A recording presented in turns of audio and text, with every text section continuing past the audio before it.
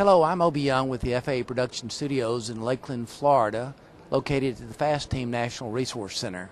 And today we're at the FAA-ATA 20th Annual International Symposium for Human Factors in Maintenance and Ramp Safety.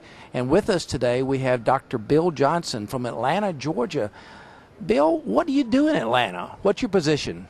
Well, my position with the FAA is actually in Washington, D.C., and they're kind enough to let me stay in the South in Atlanta. My position is Chief Scientific and Technical Advisor for Human Factors in Aircraft Maintenance Systems.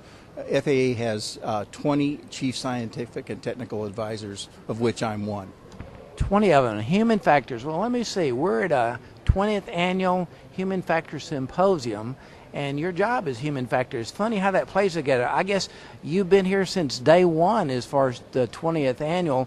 What's changed over the last 20 years?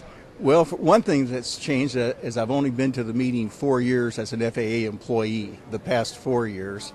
A lot of things have changed. First of all, the size of the meeting, from as few as 10 people at the first meeting, I forget the exact number, to our high number was almost 425 people at a meeting that we shared with Transport Canada, and it was in Vancouver.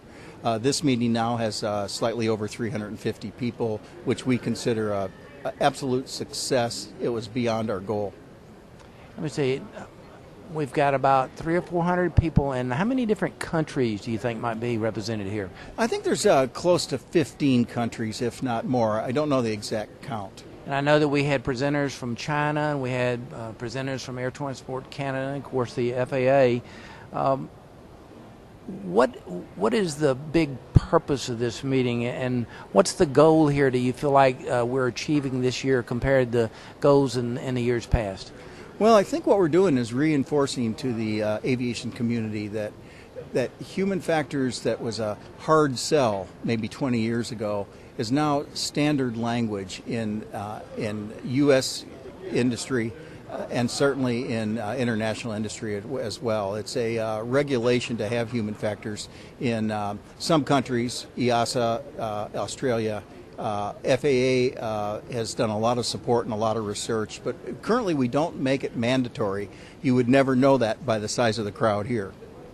Wow, it may not be mandatory, but it seems like it's well attended. Now, I've heard some other buzzwords, if you would, in the FAA about SMS, system safety, human factors, and all this stuff, and maintenance all.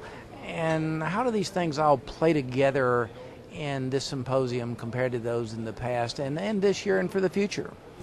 Well, that's a very good question. Not to give you 3 questions at one time, but... No, but I like the fact that you gave me 3 questions, because what that really shows is those words, safety management systems, the attention to human factors, is really an integration of attention to the human, attention to proactive collection of data, and just general spotting opportunities for improvement before they manifest themselves as some kind of event.